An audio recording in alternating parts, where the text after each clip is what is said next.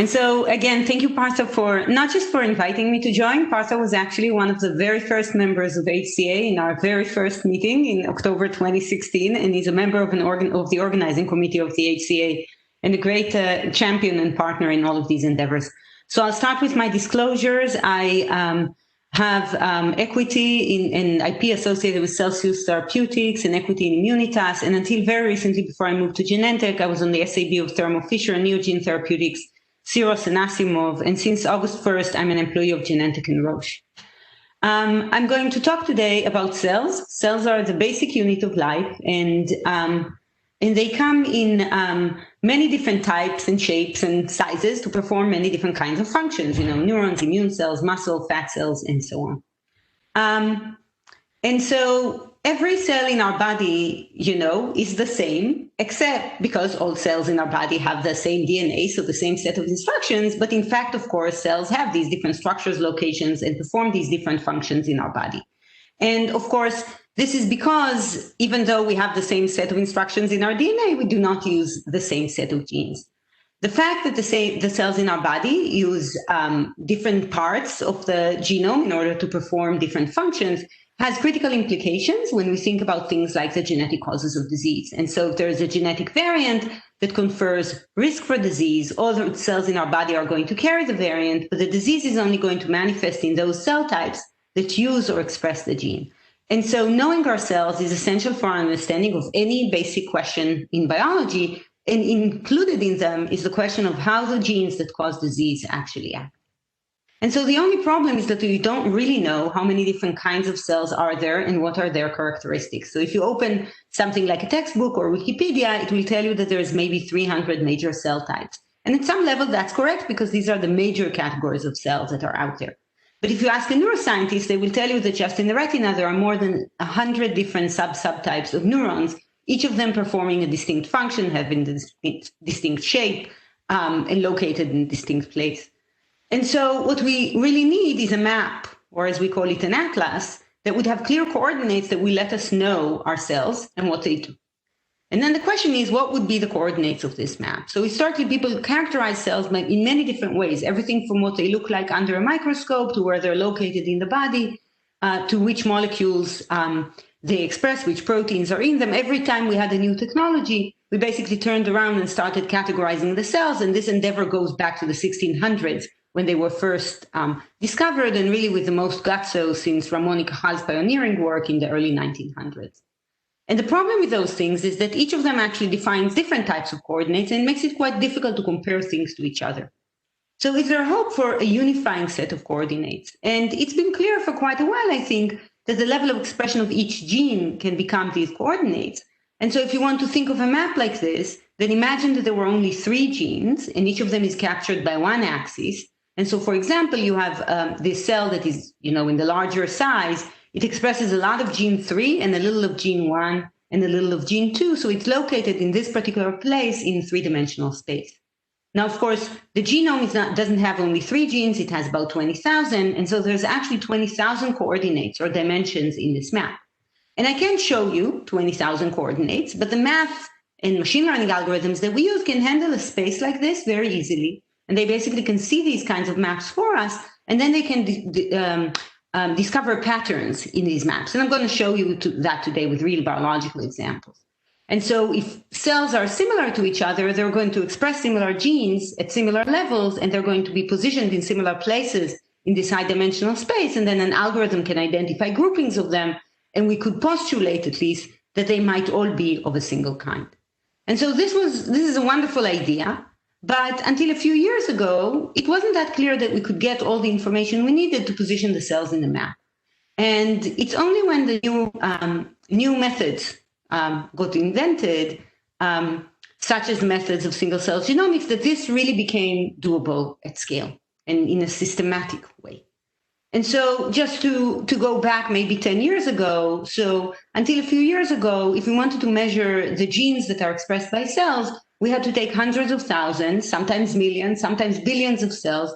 They could be from a piece of tissue that would have dozens of different kinds of cells in them.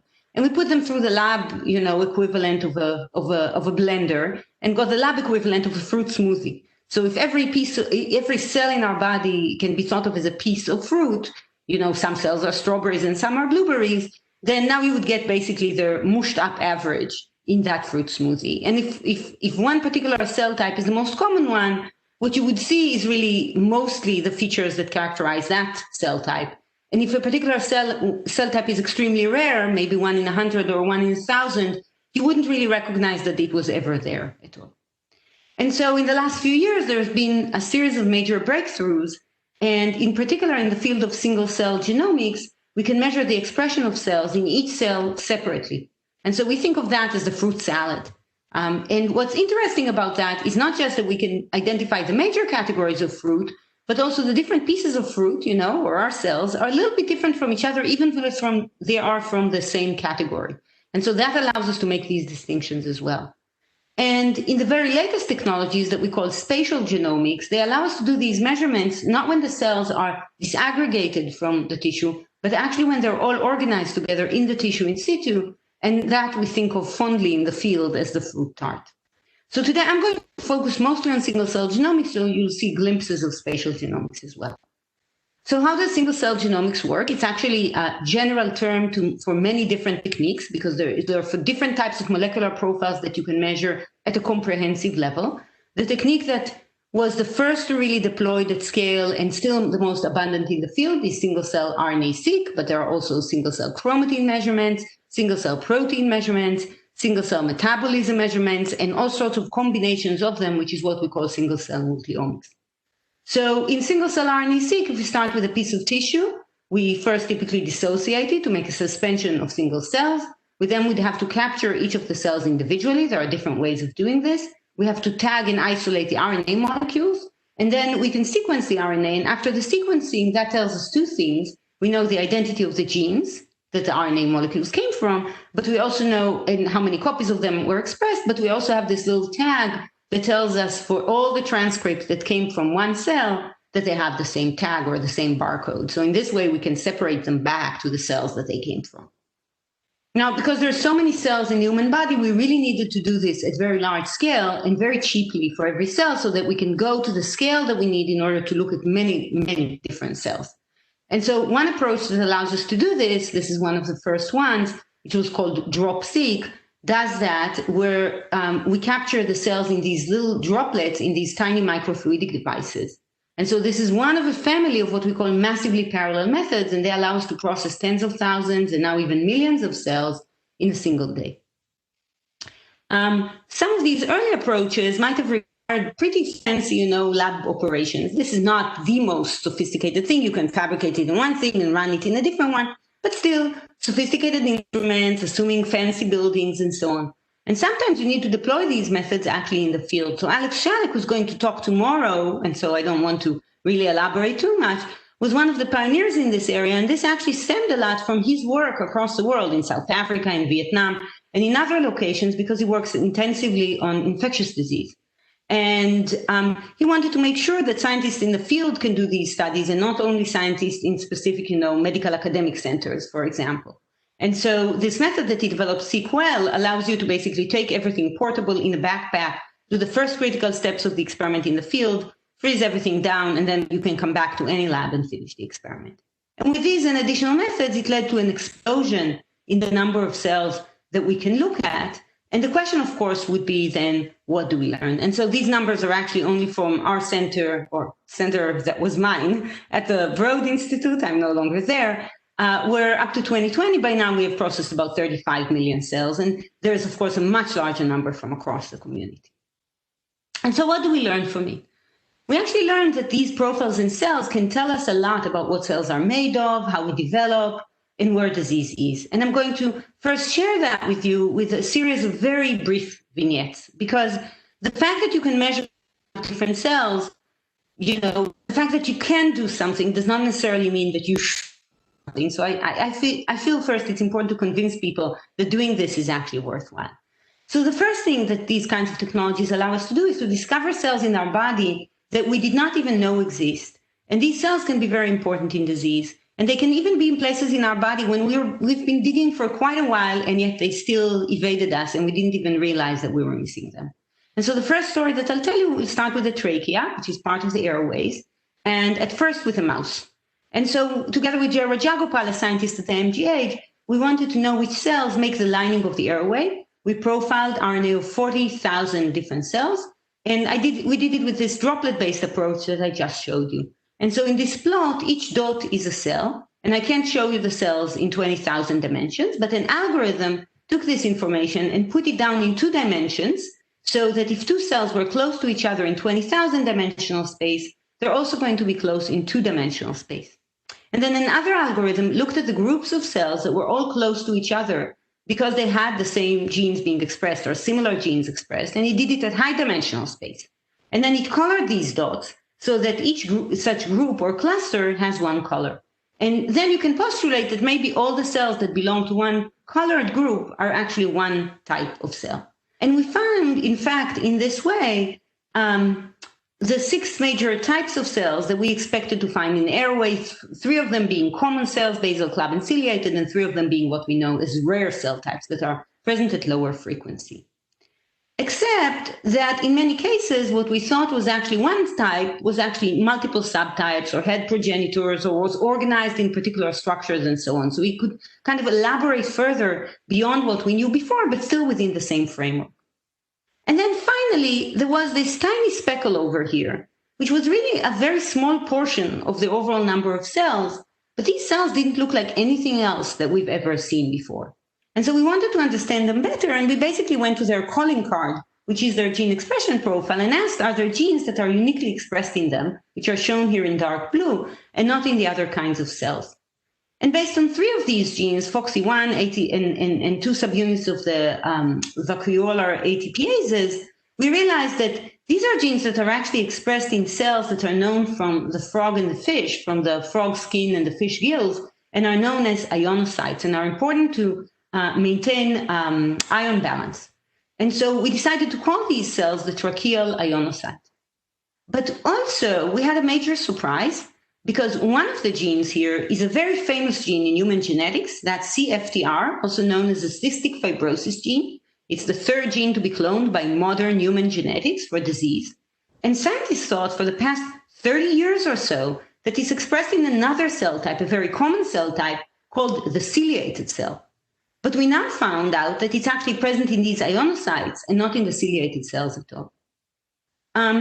Because we first found this in the mouse, we then went and looked in hundreds of thousands of cells from the human lungs.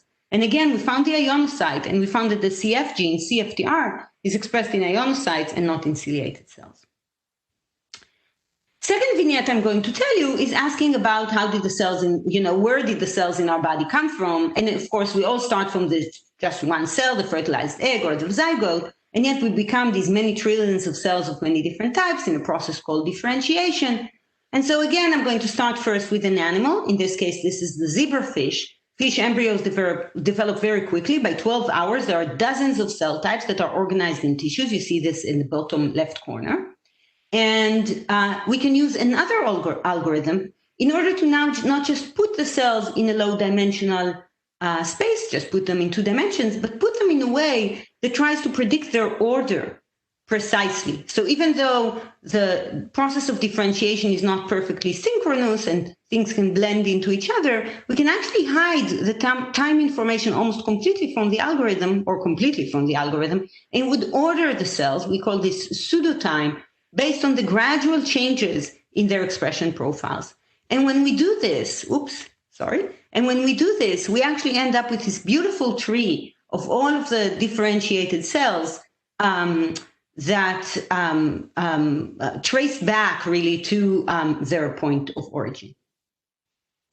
And so when we do this, we can actually see all of the different pathways that the cells can take, also in terms of their gene expression. Now we can do this not only for we can do this not just for fish but also for humans.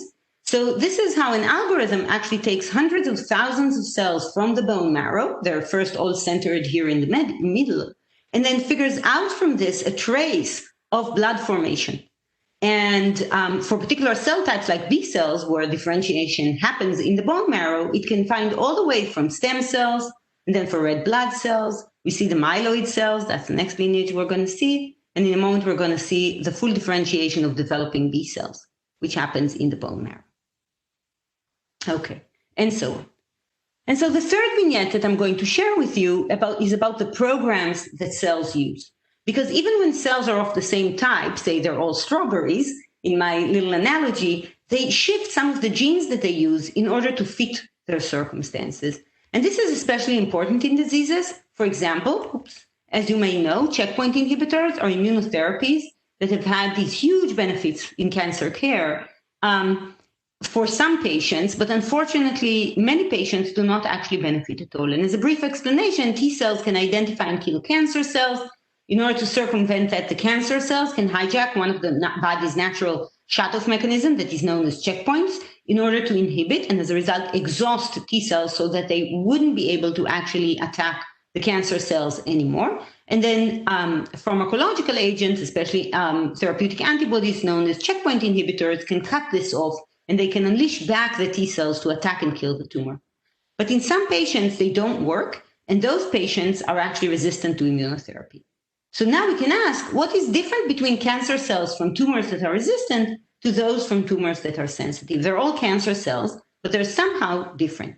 And so for this, we looked at cells not from healthy tissue, but from tumors, and we compared patients that have not been treated to those that failed immunotherapy. And again, the dots are our cells, and in the first plot, the top plot, they're colored by the patient. And you can see that the tumors are very different, so each of the patient's cells separate from each other. And in the bottom plot, it's the same plot, I'm just coloring them by treatment.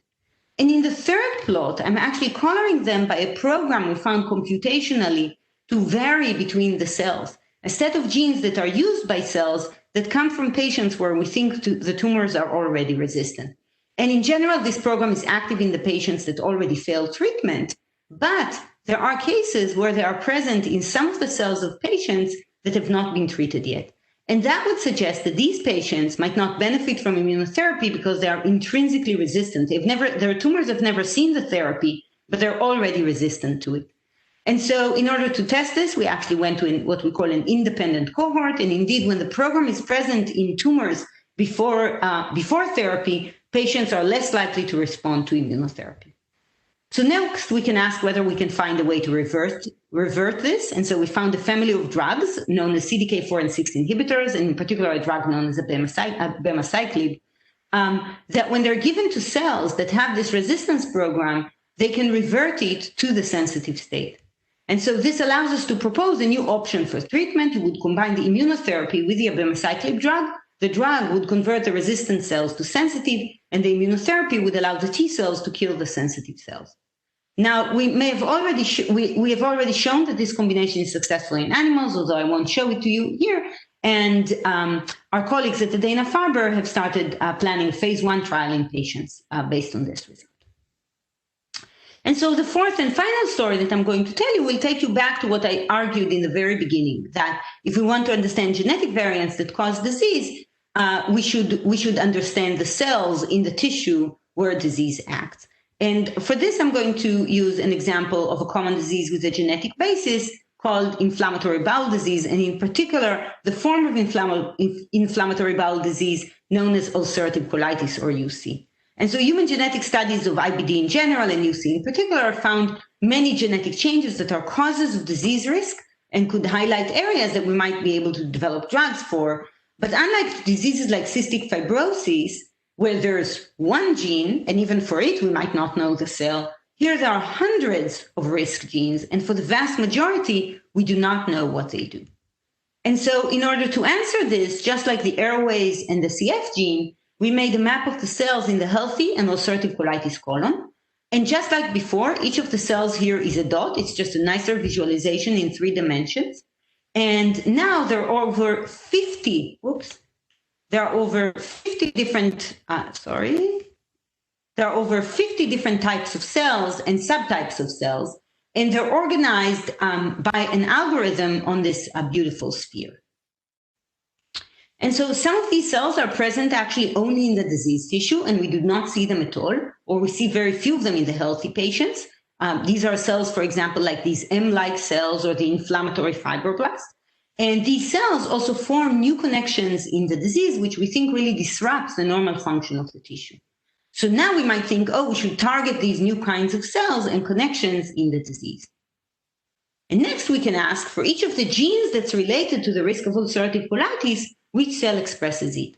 So here in red, we see high expression, in blue is low expression. And you can see that most of the risk genes are expressed or used only by very specific subsets of cells. And even though there are hundreds of genes and dozens of cells, the groupings of these genes go up and down together within specific cell types, forming what we call modules or programs. So for example, we can take a rare cell type like the M cell, which we see only in disease. And it turns out that there's 4 risk genes that are all not only expressed by M cells, but whenever one of them is higher in expression, so do the others. So they co-vary within the M cells, suggesting that they participate in a single function. And they include JAK2, PTGR4, SH2B3, and CCL20, along with additional genes which are not risk genes for the disease, but likely participate in the same biological process. So now each group of genes in a specific cell type can be a target for therapeutics. And now these maps are useful not just for ulcerative colitis, but to understand genes for many diseases, including rare diseases like Hirschsprung's or neurodevelopmental and neurodegenerative diseases like autism and Parkinson's that have a gut involvement. And for this, this allows us to expand into additional diseases beyond the one that we originally studied. And so you saw 4 vignettes on how mapping cells can give insight into rare disease, regenerative medicine, cancer, and common disease. And so, based on these and similar studies, if having a map is so much better than not having one, why not make an atlas of all human cells? We sometimes also call it a Google map of the human body to try and allude to the fact that you can look at things at many different levels of resolution and also with different kinds of annotations. So the same Google map can be annotated based on, the natural geography, based on traffic patterns, and based on the buildings and the street names. And each of these gives us a different level of information about the same actual entity, the physical world.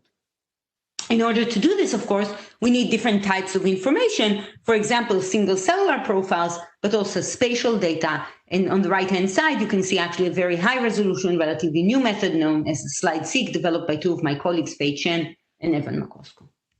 And that led us to really come up with this new initiative known as the Human Cell Atlas, which, as I said, Partha was one of its pioneers. And our mission is to create a comprehensive reference map of the types and properties of all human cells, the fundamental unit of life, and to use this as a basis for both understanding basic biology, but also diagnosing, monitoring, and treating in health and in disease. And we sometimes fondly call it also the periodic table of our cells. And in this, we try to allude to the idea that it might be that at some point, based on looking at enough examples and seeing enough cells, we will get to a more predictive model of how cells work or which cells should exist in a body, even if we have not measured them yet, alluding to Mendeleev, table of the elements. But the second principle was important for us from the beginning is that humans and their cells are diverse, and the scientists who conduct these studies are diverse. And so this shouldn't be something that one lab or one institute or even one country builds alone, but should rather be from the start an international initiative. And that is us to set up an international initiative that is open to any and all who believe in our values. And nothing else or nothing more is required. You don't need dedicated funding up front. You don't need to, to belong to the special club of those who are selected with a grant. Anyone can participate. To date, we are getting pretty close to 2,000 members, 1,924 members from 73 countries, spanning more than 1,000 institutes. I pulled this a couple of hours ago because the numbers keep changing. And so to date, we have 45 members from India in 44 institutes. Typically, a member represents a lab, although grad students or undergrads or even high school students could participate if they so chose. But in many labs, one person registers and everyone else does not. So members and PIs track pretty closely, but not identically. And we're organized into 16 biological networks on the biological side that really go with the different organs and systems that we study. HCA has been active since late 2016. That was the launch of our phase 0 process, or the planning year, which lasted for a year and ended up with the release of our white paper, which is a living document. we have a series of activities and initiatives that we do on a regular basis. We used to have a lot of face-to-face meetings. We're now in the virtual world, but our meetings have always been attended by people extensively virtually, so because they've always been live streamed as well as available in taped form later, which allows us to have a much broader reach than the relatively few individuals who actually would fly to a particular place in order to meet face-to-face. And those meetings we use both to connect with each other and to do the actual work of HCA, the planning work, the figuring out the challenges, exchanging information, a lot of breakout sessions, and so on. I encourage you to participate in those meetings. Some of the meetings are dedicated to specific areas, a computational meeting, a technology meeting, but most are general. We have jamborees where computational people meet from multiple groups and spend a few days trying to solve difficult technical challenges together, and then usually continue working on them remotely and release later on tools. We have a data coordination platform. I'll talk about it in a few minutes in slightly greater detail. And we have these massive collection effort of actually collecting the data itself. So I'll tell you a little bit more about HCA. First of all, our principles and values. We're committed to some things that I think most scientists are committed to, such as quality, technical innovation and excellence, and computational innovation and excellence.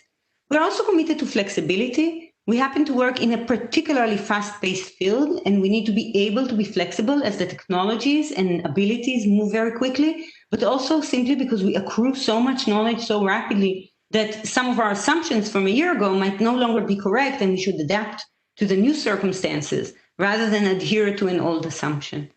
But the ones that I want to really emphasize in this talk today are our commitment to community, to equity, to transparency and open data sharing, and to privacy and ethics. And in the context of equity in particular, to our philosophy that is a little bit different, I think, than the way that this word is often used in genomics research. And I'll get to that in a moment.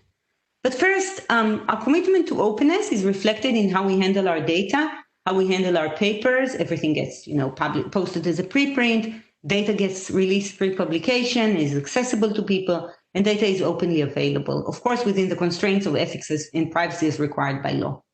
And so our data coordination platform has a data store with built-in support that is being built right now for managed access to be secure and compliant. And it also has a system of what is known as wranglers, who are humans, actually, to help people bring data in, and a whole ingest process to make sure that the data is processed appropriately so that when users come back to retrieve it, they actually have the data properly available. We have a major emerging effort in building a cell annotation platform. So data is only the beginning in HCA, not the end. Computational analysis and biological interpretation are the other two pillars. And so both of those are needed in order to give cells their names. And until cells have names, it is very difficult to pursue them further. And people might use different kinds of names for them. And so with the leadership from Peter Karchenko, Fabian Theis, and John Marioni, I've had the honor of working with these three on trying to devise a cell annotation platform for HCA that is now being built that would really be a crowdsourcing exercise, allowing different experts to come in and put in their impressions, annotations, and underlying information of the annotation, and over time, with the hope of reaching a consensus. In terms of not just being open by making tools available, but going out there to make sure people are using the tools, as Partha already alluded to, we have an equity working group. And this was one of our very first initiatives. Partha, Musa, and Alex actually banded together in the first meeting we had in London in October 2016, and the HCA remained committed to its equity mission ever since. And I want to emphasize that the way that we view equity is a little different than in some of the genomics initiatives. I think often people think only about, even though that's important in its own right, having the right genetic diversity in the data set. And I think we have a slightly different approach to this. Partly it's because cells, even of the same genotype, even of the same person, are not going to be the same based on the geography. Had I actually taken a plane and flown to India and was in India right now, my cells would have been a little different than they are right now when I'm sitting in my home in Menlo Park, California. That's just the way it is, because they're physiologically responsive to the environment. And so it's not like the genotype, which is static. They're much more dynamic than that. Moreover, our sense was that we should make sure that equity is equity in the scientists. The scientists of each location should be analyzing the data from their community. They would know it the best as scientists. They would do it the most justice. But especially in the beginning, where the tools were still a rarity and the methods were very elaborate, we realized that that requires real action. And so most recently, we put out a statement on, which was definitely prompted by the effects of Black Lives Matter, trying to reaffirm our commitment to global ethnic equity, as well as to highlight the fact that commitment to equity also starts in your own backyard. And we have a series of initiatives in order to promote equity in action. The first strategy meeting was in London, again with help from the Wellcome Trust and the Gates. We now are taking a series of roadshow in order to expand the outreach program in different underrepresented countries in HCA, especially the LMICs, and implement not only regular diversity audits to make sure that our membership, leadership, study participants, and collected data are all diverse, but also to then address any gaps that we identify, and work with funders to encourage earmarking of funds to increase recruitment of scientists and study participants from underrepresented regions and communities, basically saying, hey, you gave me a grant, I want to use some of this money in that way, and please encourage me to do so and allow us to do so. Our roadshow in Brazil was the first one and was very successful, and we plan to increase this substantially, both through travel stipends once travel is permitted again, from participants from low and middle income countries, in order to go and train in labs elsewhere in specific methodologies, as well as organize meetings in LMIC countries to reduce travel expenses. And our Vietnam workshop is now in the planning for 2021. And so what has the HCA collected thus far? This is a glimpse of the view from the atlases, not all of them. I'm only highlighting data from 6 of them. And in fact, the numbers are probably outdated by now, but given COVID, it's a little harder to track these days because lab operations were disrupted for quite a while. It's a gradual process of getting from a draft to a comprehensive atlas. And we're somewhere in between the rightmost and the middle panel. We're not yet at 100 million cells, but we're much further down that road than we had expected to be. And that should be the first draft and would probably give us a pretty good view of what is going on. And to get a comprehensive atlas might take about 10 billion cells, and we still have quite a ways to go. The Human Cell Atlas focuses on the healthy body, but as I already showed you, it is a reference for disease. And so we're not only supported by a large and very committed community of funders and projects that have really coalesced around this initiative, but we also work closely with disease initiatives. And I will close this by illustrating the work that has happened and is still ongoing in HCA around COVID-19 and how the HCA community queried the atlas for the cells that are the likely target of SARS-CoV-2, the COVID-19 virus. And so just to remind you, the virus infects, in order to the virus to infect our cells, it needs a receptor called ACE2, and it also needs an accessory protein from the cell, a protease like TMPRSS2, or possibly another protease, cathepsin L or others. And so to ask which cells might be infected by the virus, we can query the atlas for cells across the healthy body from cells across the healthy atlas that express ACE2 and also one of the proteases. And we put together a large international, we basically turned to our large international lung biological network inside HCA to set out to do this. Most of these results are published or posted, and it led already to key insights on infection, transmission, immune response, and pathogenesis. I don't have time to give you a full talk on this, but I will give you one big summary glimpse. And so we found specific secretory cells, especially in the nasal, in the nose, airway passages, and in gut that likely play a role in transmission, as well as cells in the eye. We could examine questions on vertical transmission, but by looking both at placental and fetal cells. We understand better the pathogenesis by identifying multiple organs besides the lungs, including those that were not yet known to be involved at the time of the study that are related to pathologies like the brain and the olfactory epithelium, now identified as a source of a major phenotype for the disease, a symptom for the disease, the loss of sense of smell, as well as the heart and vasculature and so on. We identified immune-like programs that are in healthy cells that are likely to be infected by the virus and might explain some of the uncontrolled tissue immunity that we see in patients. And we followed on the epidemiology in ways that allowed us to find age associations, increase in the cells that express these genes with age, in men versus women, and with smoking status for the airways, as well as particularly low levels in pediatric samples. And finally, we showed that animal models should be faithful, both the non-human primate and the mouse, once you have the right humanized ACE2 inside. There is a major ongoing study across the HCA community as the virus ravages the world. It happens in everyone's backyard. And so it happens in each of our communities, and scientists from all over the world have participated in collecting large amounts of single-cell data from COVID-19 patients. There's three major types of studies: studies of the blood, which are the most prevalent, a more limited amount of studies that involve nasal swabs and lavages from living patients, and probably an even smaller number of studies that focus on autopsies. And I'm actually going to highlight two of those. One from the Boston area involving by now 20 patients with autopsies, and one from Imperial College London and analyzing 10 autopsies, in each of them multiple tissues per participant, multiple replicas per tissue, and more than 400 tissue specimens per study, with the goal of really understanding what happened in the body when the virus infected across many different organs. This is a description of the study from the United Kingdom. It's a very broad tissue representation, a slightly smaller number of patients, and less single cell and more spatial analysis. This is a study from Boston. It's a smaller tissue span, a larger number of patients, a broader age range, and it went single cell all the way.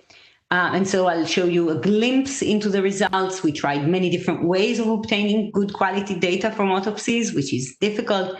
And most of our results come from a technique known as single nucleus RNA-seq, which allows us to handle frozen samples.